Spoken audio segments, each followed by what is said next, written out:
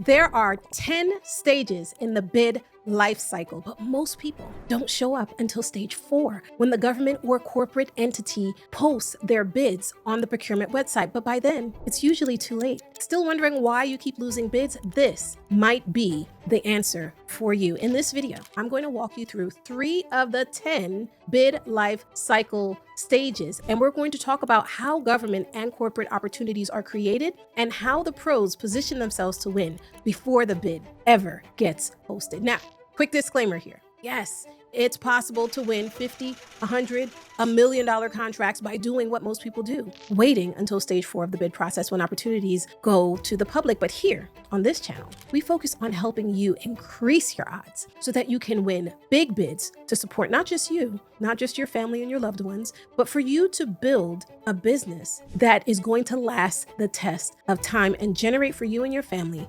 generational wealth. And that means preparing your business for 7, 8, even 9-figure opportunities. And I know it sounds like a dream and it sounds like something that can't happen, but I'm here to tell you, had I not experienced this myself and had some of my clients not experienced it, I wouldn't have believed it either. So with that, grab a pen, grab some paper, grab a snack, and let's get on into it. So in stage 1 of the bid life cycle, we're talking about need identification. Now, this stage occurs when an agency or corporation identifies a specific problem or an operational need. For instance, your local municipality might recognize that it is generating a substantial volume of waste, which in turn produces significant amount of gas. Now, in response, the municipality might determine that they need to create a renewable gas facility to manage the gas. Now, such a facility will allow them to capture and convert that waste-generated gas into usable fuel, thereby reducing waste management costs and providing a sustainable energy source for local homes, businesses, and transportation. Now, pros are already in the room,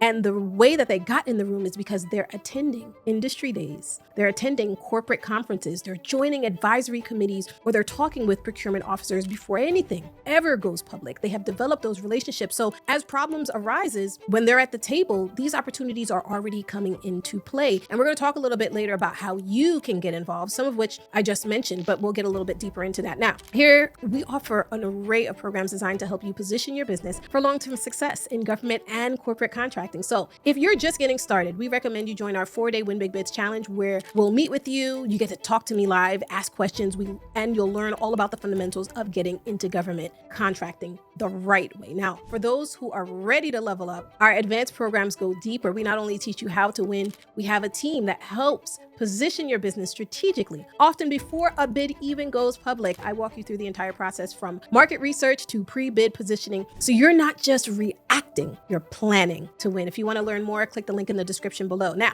we're heading over to stage 2. We're talking about acquisition planning. Now, this is where the agency decides how they want to buy said services. Do they want to go through a competitive bid process? Do they want to do this as a special set aside? Do they want to do this as a sole source project? See, pros are in the room and they're helping shape the strategy, maybe even recommending it. Using our methane renewal fuel gas example, if a municipality wants to turn a landfill into a methane producing platform, they start by going through the acquisition planning phase. And this is where they map out how to make it happen, okay? They'll need, 1, to assess the landfill to determine how much methane is being produced. 2, they'll need to figure out funding. Do they want to go and obtain grants? Are there even grants available? Are there opportunities within the bond market? Now, for those of you who don't know what a bond is just like the stock market. There are such things called municipal bonds, where the municipality goes out to the bond market. They speak to the project and what the project hopes to achieve, how much the project should be making. And on the back end, let's say you put in $100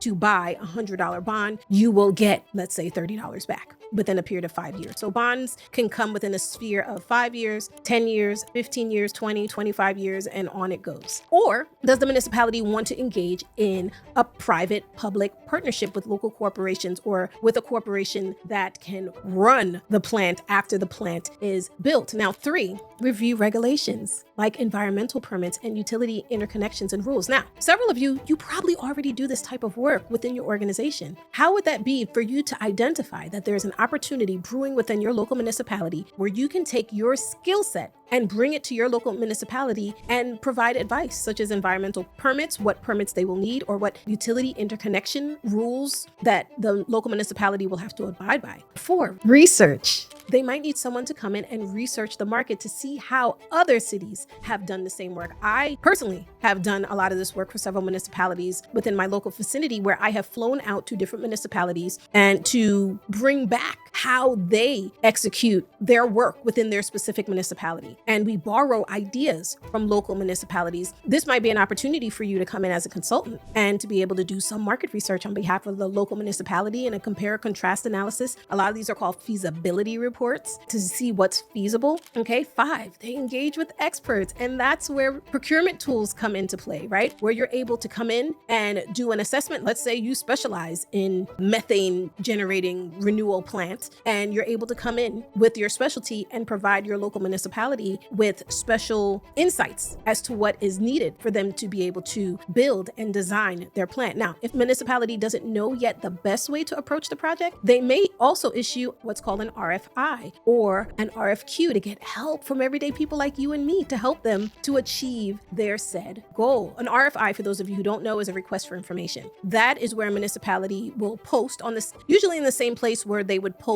an RFP, a request for proposal, they'll post an RFI. And the RFI is designed to gather general insights, ideas, and potential approaches from industry professionals. All right. And they use all of this information and they pull it together to help design their request for proposal or the bids that they're looking to issue. Now, an RFQ is a request for qualifications. So the request for qualifications is really to hire an experienced engineer or consulting firm based on their past work and capabilities, not necessarily on price. So once the consultant is on board and the project is better defined, the city can then decide whether to build using what's called a design bid build or a design build or a public-private partnership model. I'll explain them now. All right, using a design bid build. Now, design bid build means we're issuing an RFP just for the design. And once the design is complete, then we're going to issue another RFP for the build. This is a design bid build contract. Now, if the municipality decides that they want to move a little bit faster, they'll do what's called a design build bid. Now, what does a design build bid mean? That means one contractor is coming in and they own the project from the design phase all the way through to the building phase. Or they might decide to do what's called a public-private partnership. Oftentimes you'll see this in the utility space. This is where the municipality will, in essence, work with a corporate entity to run a facility. So for example, for several of your water utility platforms, you'll have the city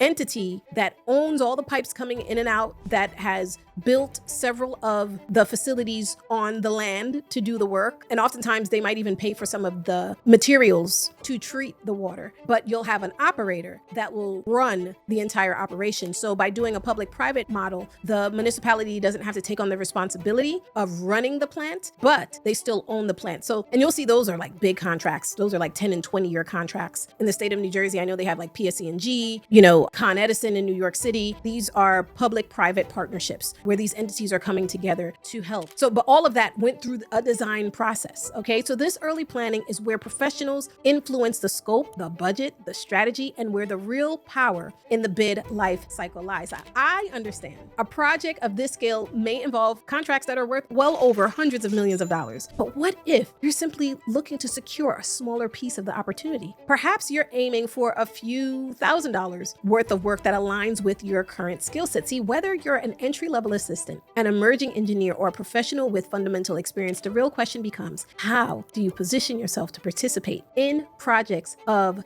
this magnitude? The truth is, you don't need to lead the entire initiative or understand every technical detail of the project. What you do need is a clear understanding, one that shows you how to align your capabilities and build the right team and enter in at a level that makes sense for you and for your business. This is exactly what we teach in the Win Big Bids Challenge and expand upon in our higher tier program. Sometimes gaining a working knowledge of the procurement process in and of itself is enough to help you gain access, and that leads us us directly to our next step, solicitation development. I know dozens of people who work individually, and this is all they do, solicitation development. This is the phase where the municipality starts drafting the actual solicitation. So they're taking all this market research together and they're determining what their path is. And then they oftentimes hire someone outside to pull together the RFP, the RFQ, or the IFB to select the vendor of choice. Now, for those of you who don't know what these acronyms stand for, RFP stands for request for proposal. And this is used when agencies need solutions, not just prices. Okay, it is evaluated based on technical approach, team experience, and pricing. So for example, a school district might want a tutoring program, but needs you to explain how you'll deliver the results. Now, a RFQ is simply a request for a quote. It is used for commodity style purchases. What are commodities? Like gasoline, pens, papers, paper clips. All right, the price is usually the biggest determining factor. So an agency might need 500 laptops. They just want the best price for a defined product, right? A defined scope of criteria for those laptops. Now, an IFB is an invitation for a bid. Now, this is used when the specs are very clear and the agency needs the lowest responsive and responsible bidder. It's strictly by the book. For example, a city might want a sidewalk repaired. They provided the exact material, scope, and dimensions, and they just need you to show up for the job at the lowest price to execute the work. So for example, if we were to use our methane gas examples, here's what the city may consider during this stage when they're pulling together the solicitation. They're going to define and design a scope of work. This is where they're determining what are they buying. Are they just buying the design? Are they buying the construction? Or are they buying both? Are they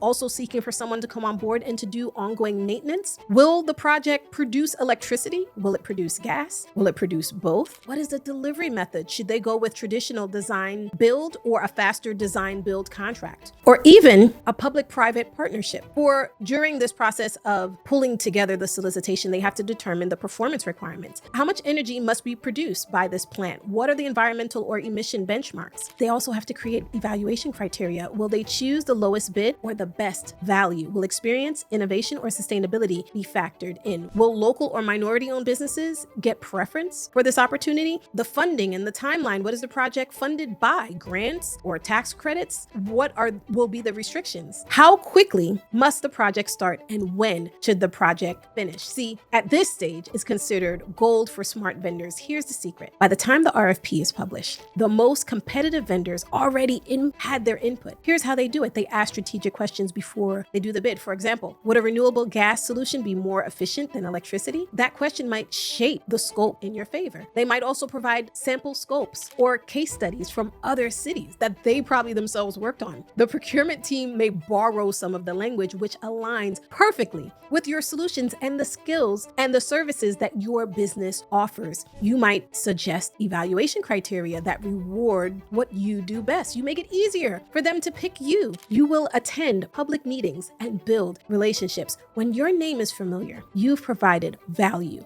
up front. It is considered built-in trust. Do you know why newbies fail? Because they only monitor the bid portals like sam.gov or the local municipal bid portals, and they wait for opportunities to show up. And by then, the project has already been scoped, planned, written, usually with someone else in mind. People who continuously fail, they're simply reacting to the bids being on the portal, but pros are positioning themselves. Say this line clearly. If you're just downloading RFPs, you're already behind. Contracts are not won at submission. They're won in the shadows during the planning phase. Now, this is how you get involved early in the process. I want you to join industry outreach events. I want you to email your local procurement officers, build relationships, join municipal hearings, look up agency forecast platforms and procurement schedules. I want you to offer to-do capability briefings and request pre-bid meetings. I want you to submit responses to RFIs, that's request for information, to show your interest and to help shape future solicitation. This is the bottom line. By the time the RFP drops, the pros already know what's coming because they help to shape it. If you're only showing up when the bid is posted, you're already late. But if you engage during the solicitation development process, you you influence the process and dramatically improve your chances of winning. If you're ready to stop chasing opportunities and to start shaping them, it's time to upgrade your strategy. Government and corporate contracts are wide open, but only if you know how to approach them. The Win Big Bids Challenge is your on-ramp. Just 4 days, I'll walk you through everything you need to get started in government and corporate contracts